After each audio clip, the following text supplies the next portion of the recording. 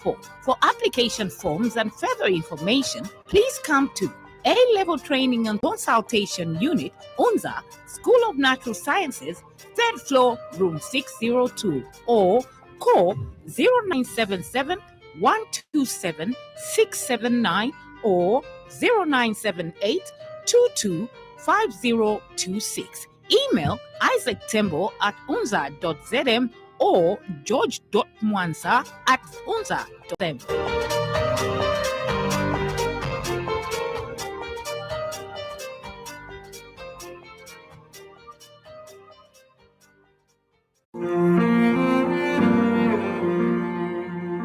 Ozeron Funeral Services, under the supervision of Mr. Ronald Chimpanga, the Director of Operations, offers the following services: body care, caskets, coffins, tombstones, and long-distance transport. We also provide tents, chairs, and lowering machines.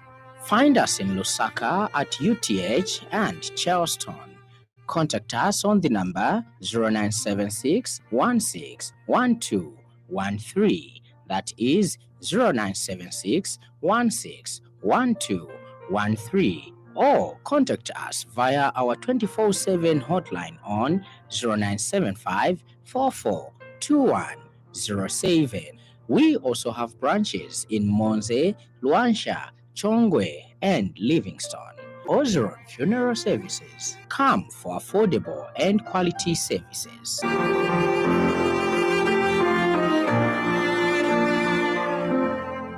Time is precious. Don't waste it spending many hours on the road. Utilize the time you have to enjoy the things that matter. Visit places, visit people, visit Kasama through your gateway to possibilities. That's right. Kasama Airport has been upgraded and is now open and ready to welcome you with open arms. Contact the airline of your choice to book your next trip into the region. Zambia Airports Corporation Limited. Keep flying.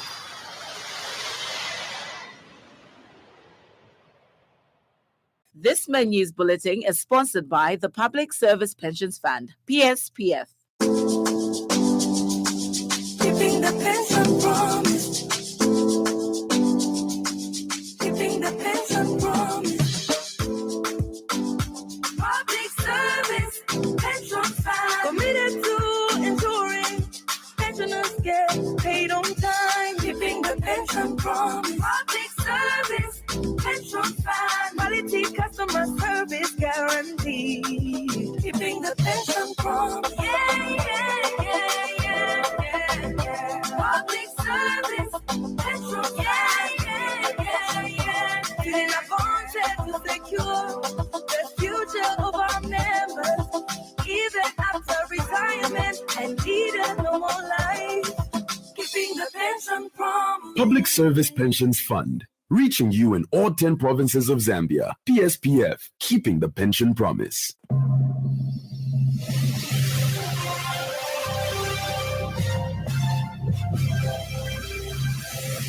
The happy world of 5FM Radio, your adult contemporary radio station in Zambia, connecting you to the newsmakers and events that make news in the global village.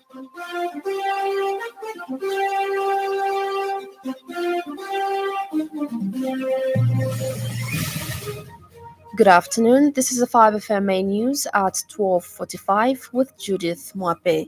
The headlines. Director of Works at Kalomo District Council nabbed for corruption involving over 41,000 kwacha.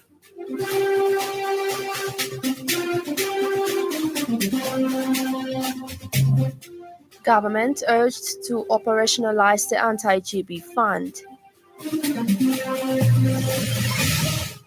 Minneapolis ex-police officer convicted in the murder of George Floyd stabbed. And now the news in detail. The Anti-Corruption Commission ACC in Chirundu has arrested Matthews Mashapi, Director of Works at Kaloma District Council, for corruption involving 41,350 kwacha and the Toyota Hilux. Mr. Mashapi, aged 49, of High Coast, Chirundu Town Council in Chirundu District, has been charged with one count of corrupt practices by public officer contrary to the Anti-Corruption Act No. 3 of 2012 of the laws of Zambia. ACC Head of Corporate Communication, Timothy Mono, has explained in a statement that details are that Mr. Mashapi, on debts unknown but between 1st January 2013 and 30th December 2013, did receive a Toyota Hilux as reward in order to facilitate payment of 41,350 kwacha. Mr. Mono says this reward is part of the second installment of 25% of the contract sum from the constituency development funds to Techimia commercials before the equipment had reached Welvis in Namibia as per agreement. He says the suspect has since been released on bond. As the country joins the rest of the world in commemorating the 16 Days of Activism Against Gender-Based Violence, GBV 2023, the Zambia National Women's Lobby is calling on the government to operationalize the anti-GBV fund and prioritize funding GBV programs. The 16 Days of Activism Against GBV is an international campaign responding to violence against women and girls in the world. The annual campaign starts on 25th November, which is the International Day for the Elimination of Violence Against Women, and ends on 10th December, the Human Rights Day. The Women's Lobby is further calling for the establishment of the Gender Equity and Equality Commission as provided in the Constitution and the Gender Equity and Equality Act No. 22 of 2015 to mainstream gender equity and equality at all levels. The Women's Lobby also wants increased investment by all stakeholders in GBV awareness programs, focusing on attitude change of both men and women towards GBV. Lobby National Chairperson Daisy Ngambi has said in a statement that resources must therefore be channeled to improving systems around the provision of support for victims of GBV, including providing quick and easy ways to report the vice. She noted that violence against women and girls continues to evolve in different forms, such as online GBV, sexual exploitation, and abuse, saying addressing the scourge will also require evaluating case management systems and enhancing the capacities of frontline personnel in GBV response. Ngweze River along Mankunka Kanchele Road in Kazungula District, Southern Province, has dried up completely, resulting in erratic water, sanitation and hygiene services in Kanchele Ward. Kazungula Town Council Deputy Council Chairperson, who is also Kanchele Ward Councillor Oswald Siansundi, says people who live around the river are unable to find water to drink, including their livestock. And one of the residents, Brilliant Siampeyo, said some people still practice open defecation, which is worrying as the fecal matter ends up in streams where Kanchele community draws water from in the rainy season. Another resident, Edna Mumba, said her community relies on shallow water wells that have to be deepened every time to access some water. This came to light when Zambia NGO Wash Forum officials visited the school as part of the implementation of a project dubbed Civil Society for Improved Wash Services, supported by the Danish People's Aid. But Kazungula Town Council Director Works, Fortune Chileshe, said Kazungula, which houses Katombora constituency, is one of Zambia's biggest districts where government, through the local authority, is working tirelessly to spread resources to address the water, sanitation, and hygiene wash situation. While we are trying as the government, we may not really have all the funds to do this piped water scheme. So this is where we call in for the cooperating partners, the NGOs, to come to the aid of our people. Yes, we are doing something, but like I said, the district is so vast that we are unable to reach there. So we appeal to the donor community, to the NGOs, to come to the aid of our people. Technologies that can maybe, if we can remove the salt, that's fine, or if it is cheaper to just do piped water scheme from the river, that will equally be fine. Police in Kaoma, with the help of Neighborhood Watch members, have apprehended Irene Luwaya, aged 23, after she allegedly stole a 3-month-old baby in Chinika industrial area. The suspect was apprehended at Kapasoni village in Mayukwayukwa of Kaoma district in Western Province yesterday, 23rd November 2023, around 17 hours. Police Public Relations Officer Ray Hamonga, who has confirmed the development, explains that it is alleged that on 22nd November 2023, at around 11 hours, the mother to the child and Ms. Luwaya, who is her neighbor, went to Lusaka's Chinika industrial area in search of planks, and upon arrival, they were told to wait because they had a baby with them. Mr. Hamonga says suddenly the suspect gave the baby's mother some locally made drink known as chiwantu and then requested to hold the child, who was in the hands of the mother. He said immediately after consuming the suspected drink, the mother to the child became unconscious from 11 until 16 hours. Mr. Hamonga said later, when the victim woke up, she realized that her baby and the suspect were nowhere to be seen. Later, when the victim woke up, she realized that her baby and the suspect were nowhere to be seen. She proceeded home and informed her husband about what had transpired. The matter was reported at Mumba Road Police Post, where a medical report was issued to the victim. After investigations, police officers, with the help of members of the public, managed to trace the suspect and retrieve the baby yesterday, the 23rd of November 2023, and 17 hours in Kapasoni village in Maikwayuka of Kaoma district in Western Province. Arrangements are being made to reunite the child with the mother, and the suspect will be brought back to be formally arrested and charged for the offense of child stealing. The Electoral Commission of Zambia, ECZ, has observed some misleading statements circulating on social media on its response on the matter in the case of Michelo Chizombe and former President Edgar Lungu, Electoral Commission of Zambia, and the Attorney General in the Constitutional Court of Zambia.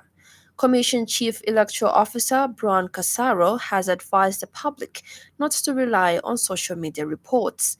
In a statement availed to the media, Mr. Casaro says the country's electoral board submissions are available at the court for those who wish to know its response on the matter. Meanwhile, Mr. Casaro has announced that the Commission will conduct council by-elections on Friday, 1st December 2023, for Kabuta Ward of Nchelenge Town Council in Wapula Province, Mwembeshi Ward of Nsama Town Council in Northern Province, and Sankalonga Ward of Mwandi Town Council in Western Province. He says the ballot papers for the by-elections arrived in the country on Thursday, 23rd November 2023, and were verified yesterday. Mr. Casaro says representatives from Citizens First, Leadership Movement, Merge Zambia, Patriotic Front, and the United Party for National Development witnessed the verification of ballot papers. In other stories trending this afternoon,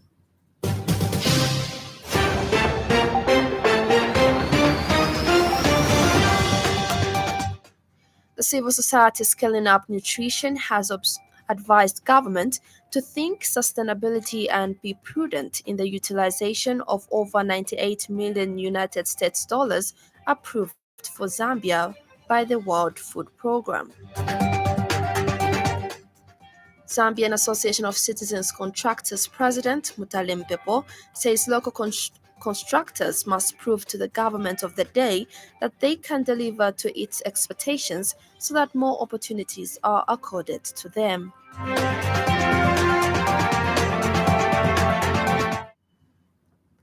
And now in foreign news, U.S. media reports say Minneapolis ex-police officer Derek Chauvin, convicted in the murder of George Floyd, has been stabbed at an Arizona prison.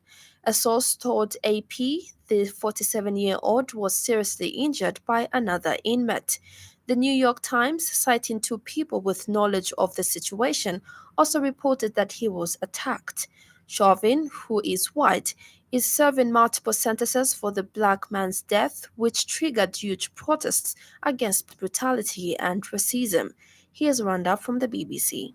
U.S. media say the former Minneapolis police officer George Floyd in 2020 has been stabbed in prison. Derek Chauvin, who's being held at a medium security facility in Arizona, is reported to be seriously injured. The Bureau of Prisons confirmed an inmate had been assaulted but didn't name him. Madagascar's president, Ange Rudzuel, has been re-elected in the first round of a vote most opposition candidates described as a fraud. The Electoral Commission said Mr. Rudzuel had won just under 59% of votes in the ballot, which was held a little over a week ago. A group representing 11 opposition candidates said the whole exercise had been illegitimate. Officials in the southern Pakistani city of Karachi say at least 11 people have been killed in a fire at a shopping centre. More than 35 people have been injured. Some are said to be in a critical condition.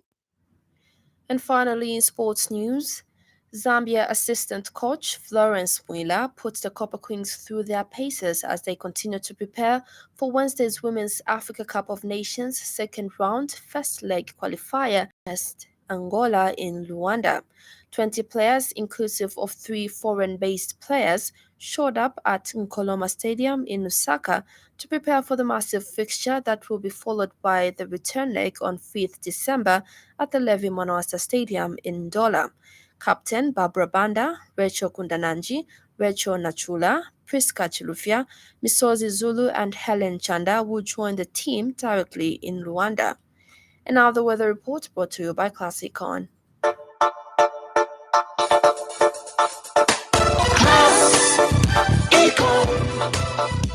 Class Econ Roofing Africa. Class Econ Roofing, plot 17100 off Katanga Road, 150 meters from Mumbwa Road, Chinika Industrial Area, Lusaka. Class Econ Roofing.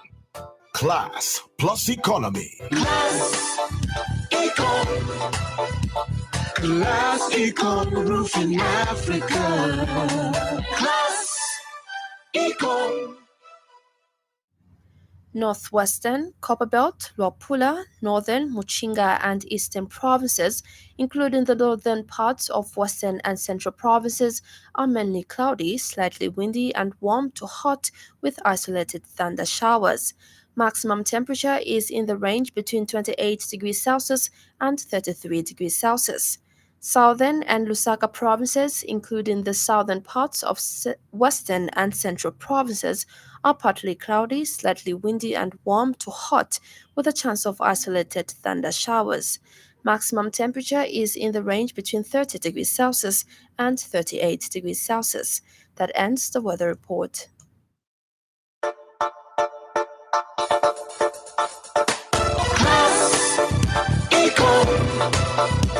Class Econ Roofing Africa. Class Econ Roofing, plot 17100 off Katanga Road, 150 meters from Mumbwa Road, Chinika Industrial Area, Lusaka. Class Econ Roofing. Class plus economy. Class Econ. Class Econ Roofing Africa. Class Econ. And that item brings us to the end of the news this afternoon. But before we go, a recap of the top stories.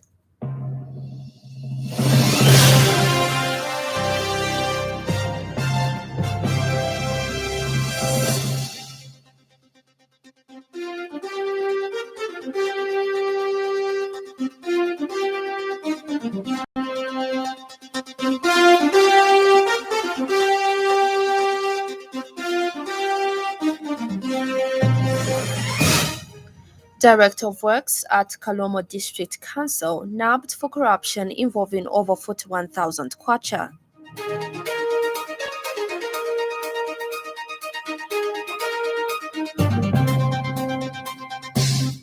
Government urged to operationalize the anti-GB fund. Minneapolis ex-police officer convicted in the murder of George Floyd stabbed. For more news, follow us on Facebook, 5FM Radio Zambia. On behalf of the entire news crew and the technical department, thank you for listening to the Happy World of 5FM. Stay safe and stay tuned to 5FM Radio, I'm Judith Mwape. Good afternoon.